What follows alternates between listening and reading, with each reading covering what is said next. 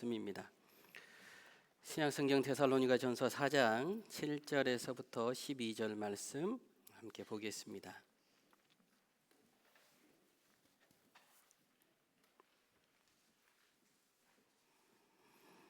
교도하겠습니다. 제가 먼저 읽겠습니다. 하나님이 우리를 부르심은 부정하게 하심이 아니요 거룩하게 하심이니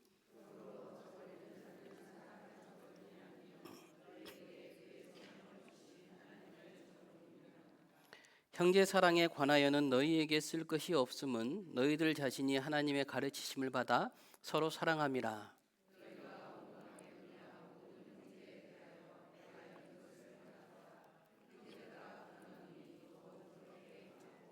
또 너희에게 명한 것 같이 조용히 자기 일을 하고 너희 손으로 일하기를 힘쓰라.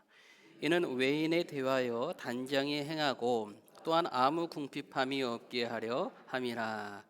아멘. 우리 몇 주 빼먹었는데 우리 오늘은 다시 한번 옆에 교우님들과 인사 나누겠습니다. 사랑합니다.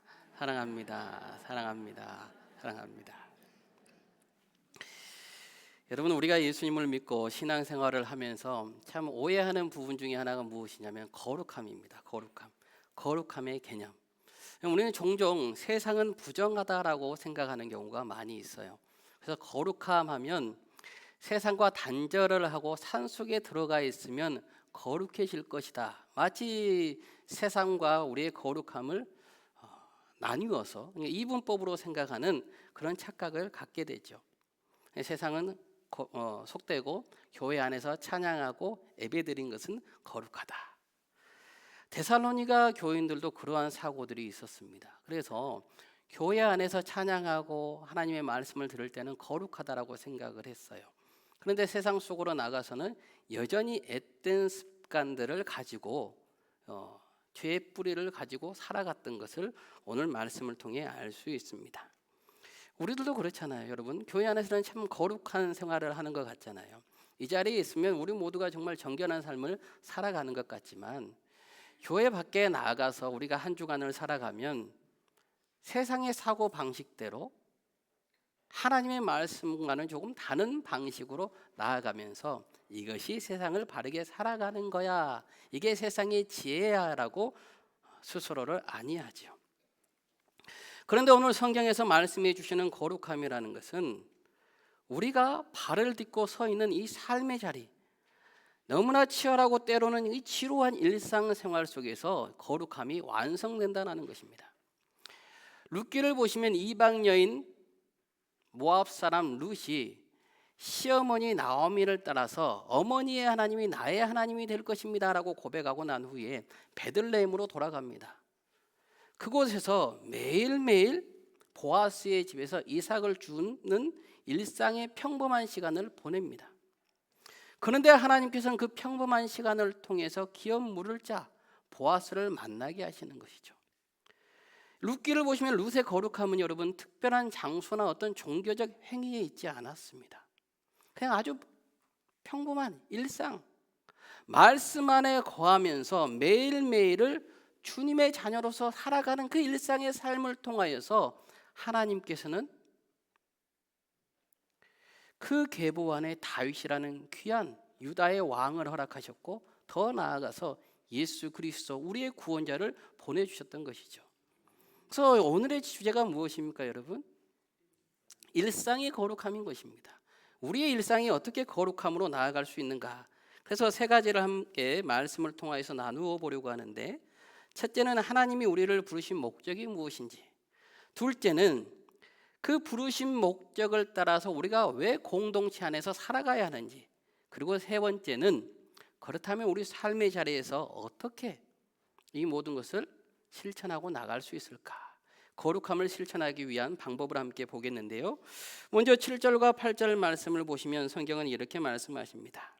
하나님이 우리를 부르심은 부정하게 하심이 아니요 거룩하게 하심이니 그러므로 저버리는 자는 사람을 저버림이 아니요 너희에게 그의 성령을 주신 하나님을 저버림이니라.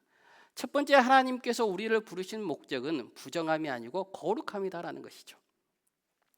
이때 부르신다라는 것은 여러분 단순히 그냥 누구야 라고 부른 것이 아니고 여호와 하나님께서 태초 전부터 이미 작정하셨음을 말씀해 주고 있습니다. 그래서 로마서 1장 1절을 보시면 예수 그리스도의 종 바울은 사도로 부르심을 받아 하나님의 복음을 위하여 택정함을 입었으니, 바울은 사도로 부르심을 받아, 이때 부른다라는 것은 이미 여호와 하나님께서 사도 바울을 이 땅에 보내시기 전부터 계획하고 있었던 것이죠. 그래서 우리가 여러분 오늘 예배할 수 있는 가장 큰 이유는 내 의지나 결단 이전에 우리를 구원하시기 위하여서 작정하신 하나님의 무조건적인 선택하신 은혜가 있는 줄로 믿습니다. 그 은혜가 있기 때문에 우리가 오늘 이 자리에 나와서 주님 앞에 찬양하는 것이죠. 주님이 선택하셨기 때문에 주님의 부르심에는 결코 후회하심이 없는 것이에요. 우리의 의지나 결단이었다면 주님이 후회하실 수 있습니다. 그러나 여호와 하나님께서 태초 전부터 선택하시고 불러주셨기 때문에 로마서 11장 29절의 말씀처럼 우리를 불러주신 데는 그 어떤 후회가 없다라는 것입니다.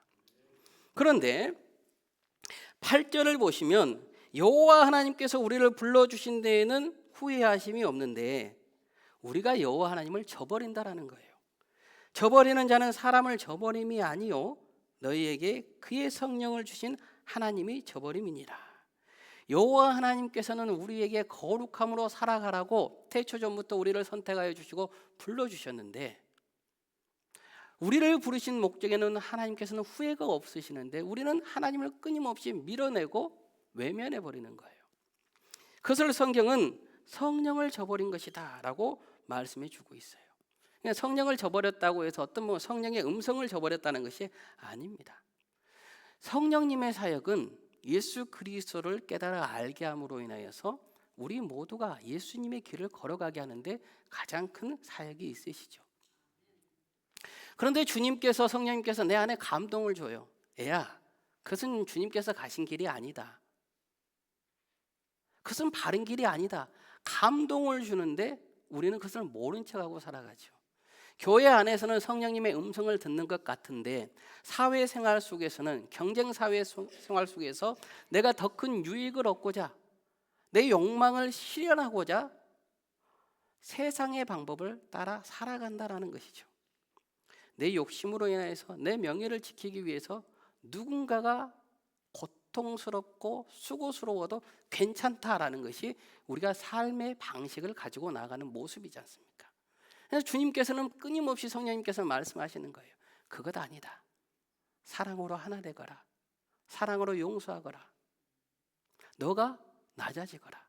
여러분, 그래서 기도를 통하여서 여러분께서 마지막에 기도의 오랜 시간 속에서 여호와 하나님을 만나면 마지막 귀결은 어떻게 끝납니까? 나의 힘과 능력을 모두 다 내려놓고 내가 주님의 뜻에 따르겠습니다로 끝나게 되죠. 우리가 기도를 마쳤는데도 여전히 불구하고 내 힘이 살아있다면 그것은 온전히 주님과 귀한 시간의 조를 나눈 것이 아니에요. 그래서 우리가 기도를 깊이 하고 하나님과의 관계 속에서, 주님, 그럼에도 불구하고 내가 내려놓겠습니다. 주님, 내 힘을 빼겠습니다. 내가 주님께 모든 것을 맡기겠습니다. 이것이 올바른 성령의 인도하심을 받는 바른 길이죠. 그런데 그렇게 하지 않고 성령님께서 너를 죽이거라, 내려놓거라, 너의 힘을 빼거라, 하나님께서 모든 것을 하실 것이다 라고 말씀하지만 주님 그렇게 하는 게 아니에요 라고 세상 속에 나갑니다. 성령을 저버리는 것이 하나님을 저버린 것이다 라고 성경은 아주 무서운 경고를 하고 있는 것입니다. 이것은 단순하게 실수를 말씀하는 게 아닙니다. 너희들이 성령의 말씀을 듣지 않으면서 어떻게 예수 그리스도의 자녀라고 할 수 있겠느냐? 아주 무서운 경고를 하고 있는 것이죠.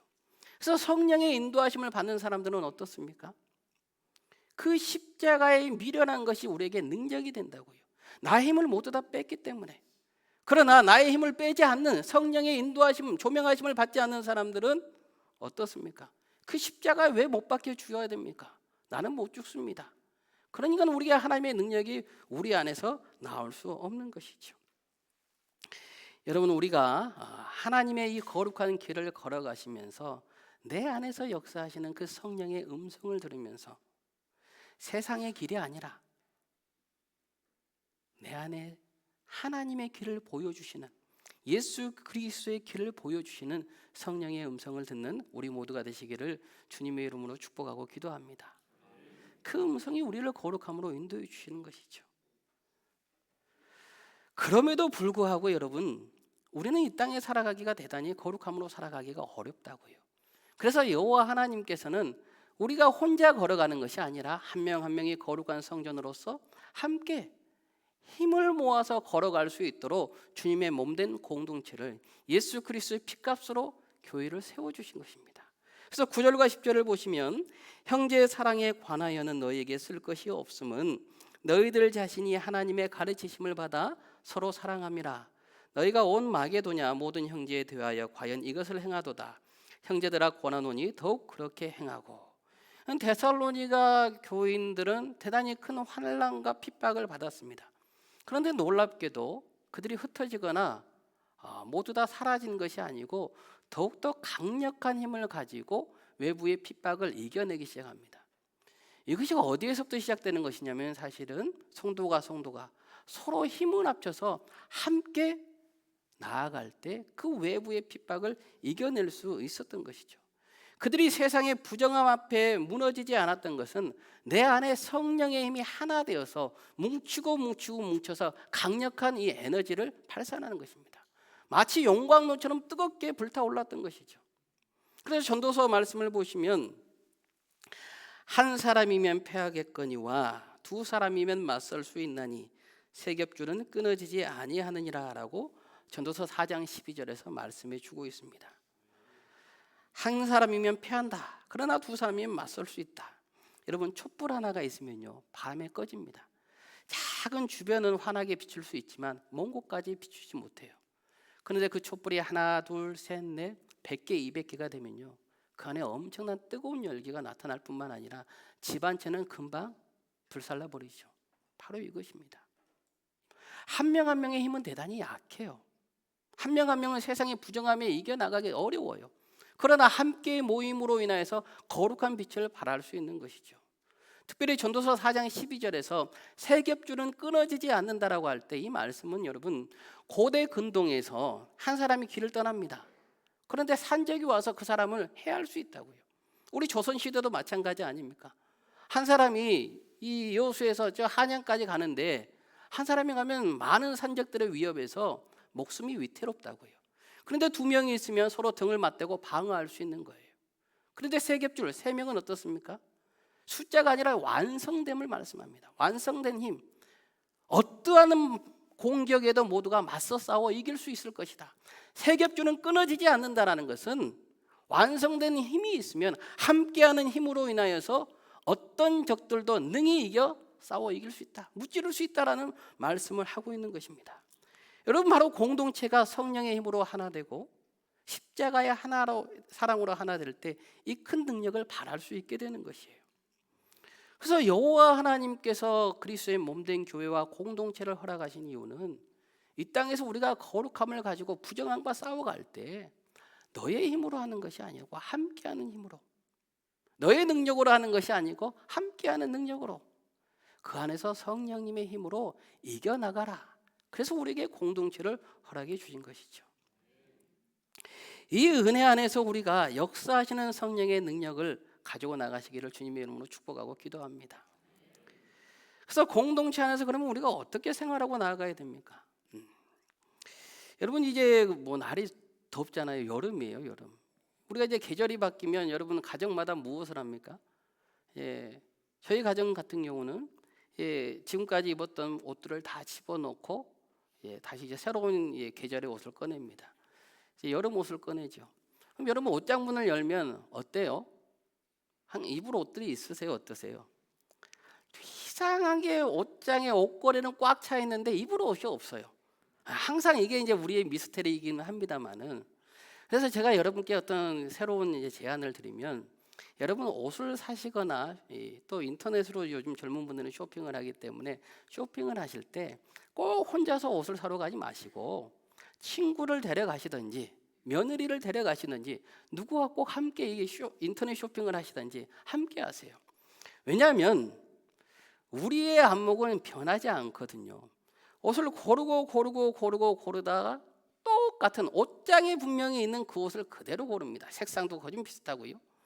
디자인도 거진 비슷해요. 그런데 친구가 한 명 같이 따라가면 여러분 어떠세요? 그 친구는 나와 시각이 다르거든요. 내와 좀 맞지 않은 옷이어도 야, 그 옷 괜찮다, 잘 어울린다. 옷가게 사장님과 함께 둘이서 이 친구가 합동 공격을 펼치기 시작하면 그래, 이 옷이 좀 괜찮은가? 너무 과감하지 않아? 괜찮아, 그 정도도 한번 입어봐. 그러고 나서 어떻습니까? 나의 스타일 디자인이 바뀌게 되죠. 그런데 이제 3명, 4명 가면 이제 뭐 하하호호 하다 사고 오면 이제 왜 이것을 사왔는가 할 겁니다만은, 그래서 1명 아니면 꼭 2명 정도만 가셔야 돼요. 제가 왜 이 말씀을 드리냐면 여러분, 우리 신앙도 혼자서는 거룩함을 유지하기가 어려워요. 그래서 구역이 있고 기도의 동역자가 있는 이유가 바로 여기에 있습니다. 내 신앙과 믿음이 흔들릴 때 다른 이들과 함께 이야기를 나누는 거예요. 내가 지금 이러한 상황 속에 있는데 어떻게 해야 됩니까? 같은 의견을 가진 사람이 아니고 다른 의견을 가진 백발의 지혜를 찾아가세요. 우리 교회 여러분 백발의 지혜들 많지 않습니까? 우리 권사님들, 장로님들 많이 계시지 않습니까? 찾아가는 거예요. 이야기하는 거예요. 그 안에서 내가 발견하지 못한 내가 고정되어 있던 그 신앙의 틀들이 깨지는 거예요. 긴 호흡을 가지고 왔던 그 신앙생활 속에서 내가 내 자신을 다시 발견하게 되죠. 그곳에서 힘을 얻기 시작하는 것이죠. 여러분, 신앙생활이라는 것은 결코 혼자 똑똑해서 잘났다고 해서 깨끗해지고 거룩해지는 것이 아니라는 거예요. 오랜 믿음의 시간 안에서 보면 내가 똑똑해, 내가 깨끗해 하는 분들 대부분 쓰러집니다.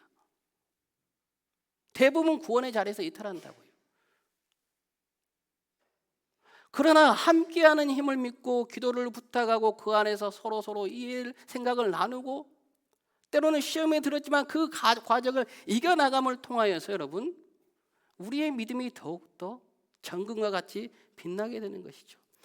이게 주님께서 우리에게 공동체를 허락해 주시는 가장 큰 이유입니다.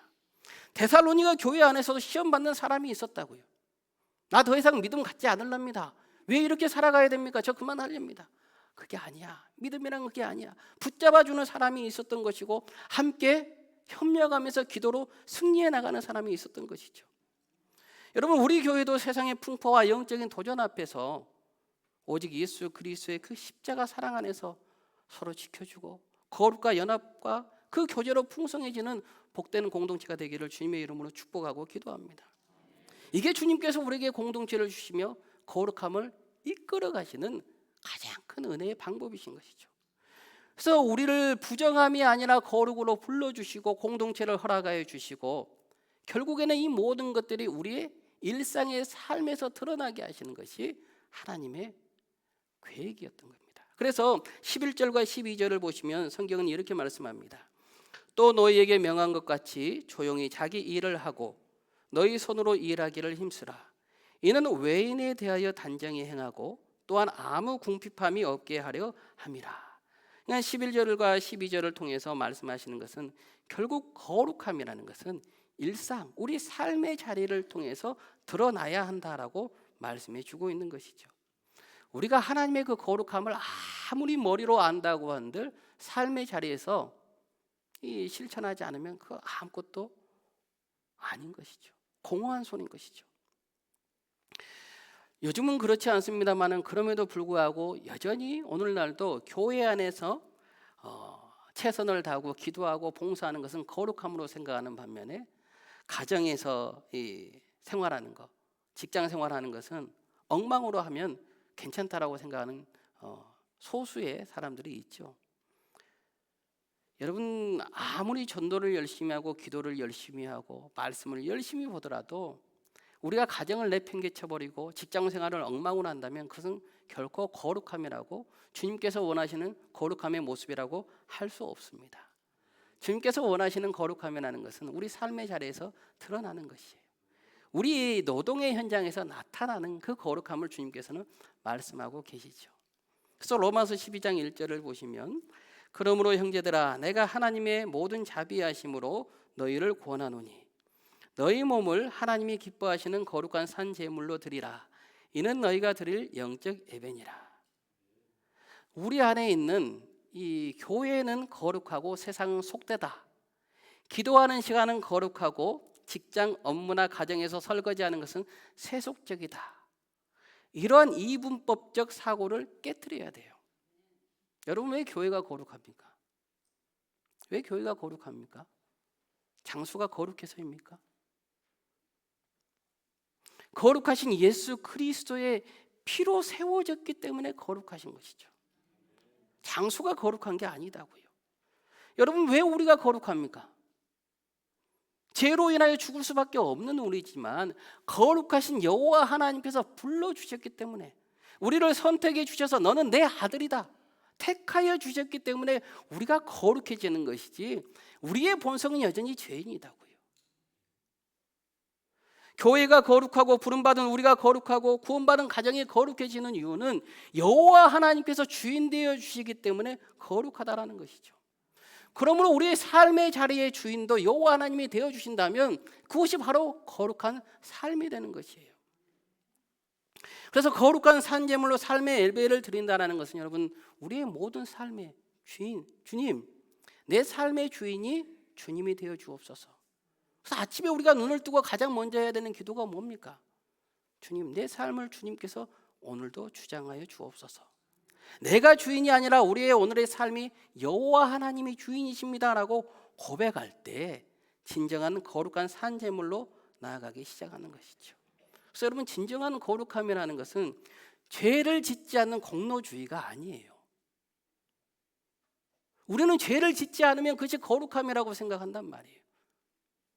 이런 이분법적 사고가 아니고 진실로 내가 하나님께 속해 있으면 그것이 거룩함이죠.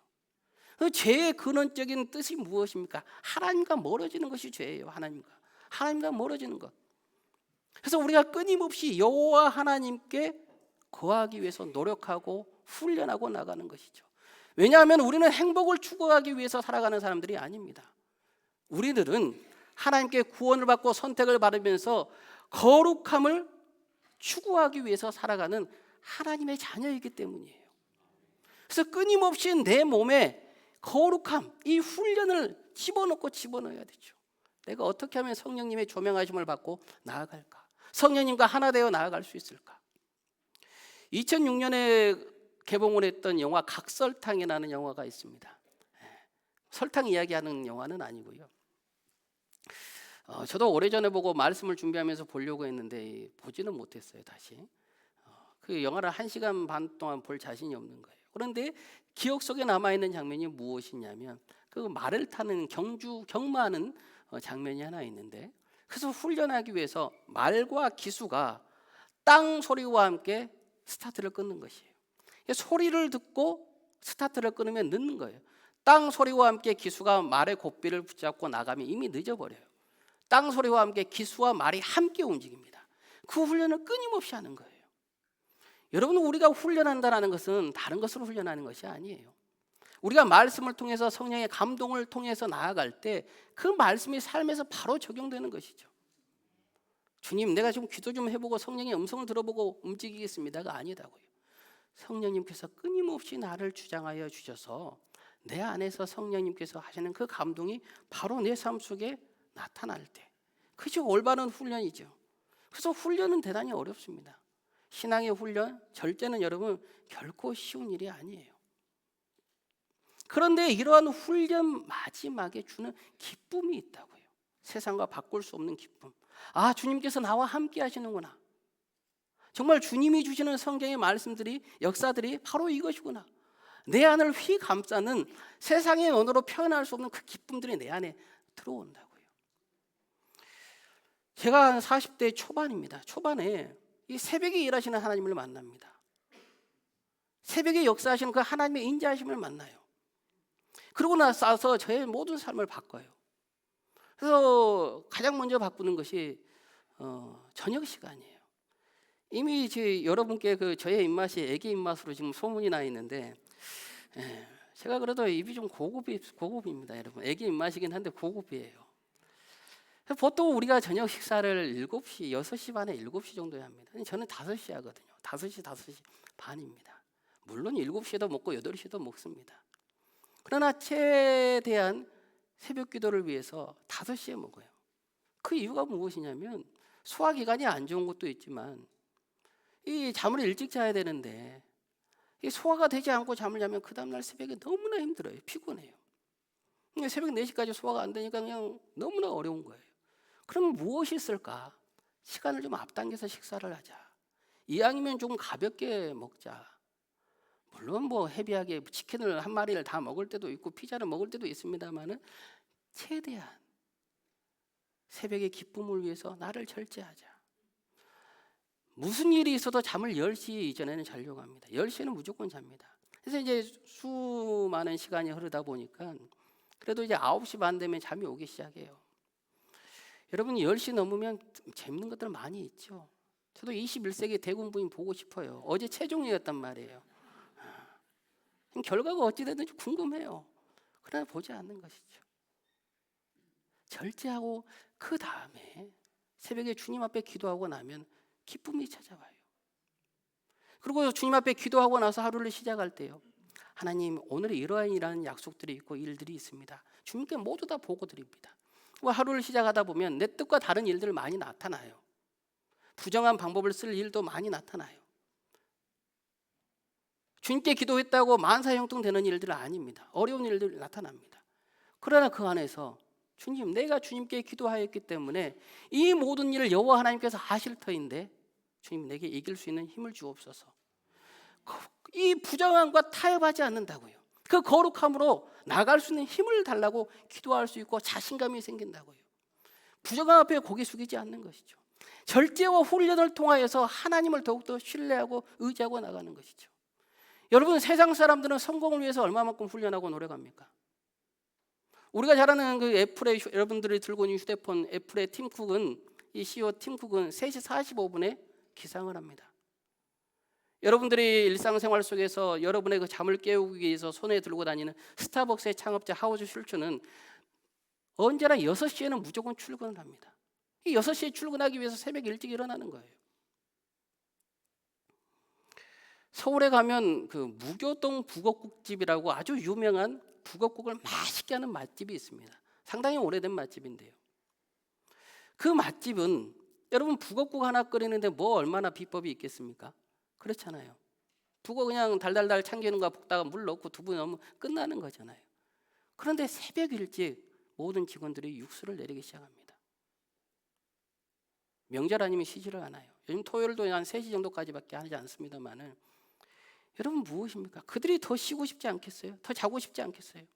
그러나 성공을 위해서 절제합니다.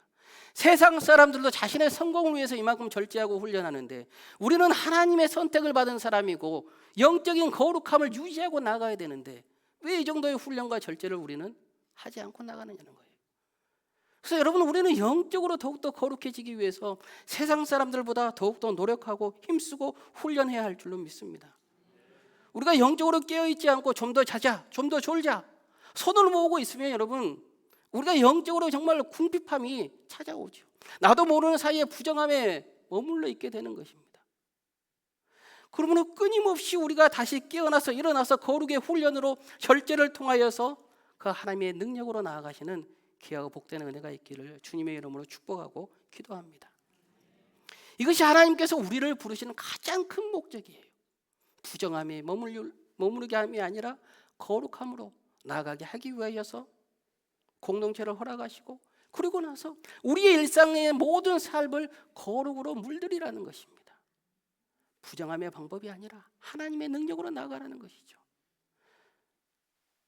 그 안에서 우리의 삶의 자리에서 모든 것이 완성되는 것입니다. 우리 한번 다시 룻을 생각해 보십시오. 이방 사람 모압 여인 룻은 화려한 종교적 행위로 이스라엘 역사에 이름을 남긴 것이 아닙니다. 매일 아침 이삭을 줍기 위해서 허리를 굽히고 세우고 굽히고 세우고 그 허리가 끊어질 것만 같은 그 반복적인 지루한 일상을 통하여서 하나님께 속한 사람의 삶으로 살아간, 이것이 모두 다 전부였습니다. 그 평범한 하루하루를 통하여서 여호와 하나님께서는 다윗 왕의 계보를 이으셨던 것이죠. 우리 예수 그리스도 메시아를 이 땅에 보내주셨던 것입니다. 여러분, 매일 하루하루 일상의 삶 속에서 이 거룩함을 훈련하시고 절제를 통하여서 하나님께 귀하게 쓰임받기를 주님의 이름으로 축복하고 기도합니다. 아이를 돌보고 설거지하는 그 가정이 거룩한 삶의 일상이고요. 여러분들이 매일매일 똑같이 이놈의 일은 왜 이렇게 힘드냐 하는 사실은 그 일상이 여러분 거룩한 삶의 모습이라는 것입니다.